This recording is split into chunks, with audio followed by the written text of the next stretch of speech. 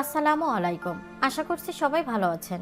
একদিন এক ভদ্রলোক একটি পাত্রে পানি নিয়ে তাতে একটি ব্যাঙ রেখে পানি গরম করা শুরু করলো। পানির তাপমাত্রা বৃদ্ধি পাওয়ার সাথে সাথে ব্যাঙটিও তার শরীরের তাপমাত্রা বৃদ্ধি করে সহনীয় পর্যায়ে নিতে শুরু করলো। যদিও সে চাইলেই লাফ দিয়ে বেরিয়ে যেতে পারত, কিন্তু সে লাফ না দিয়ে সহ্য করতে থাকে। আস্তে আস্তে পাত্রের তাপমাত্রা যখন আরো বাড়িয়ে ফুটন্ত গরম করা হয়, তখন ব্যাঙটি আর সহ্য করতে না পেরে সে সিদ্ধান্ত নেয় লাফ দেওয়ার। কিন্তু ততক্ষণে তার আর লাফ দেওয়ার মতো শক্তি নেই।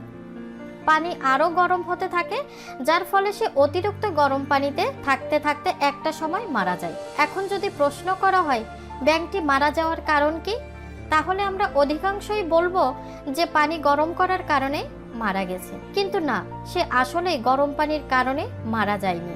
সে মারা গেছে সঠিক সময়ে লাফ দেওয়ার সিদ্ধান্ত না নেওয়ার কারণে। ঠিক তেমনি প্রতিটি মানুষের স্থানকাল পাত্রভেদে এক একটা বিষয়ে সহ্য করার ক্ষমতা থাকে।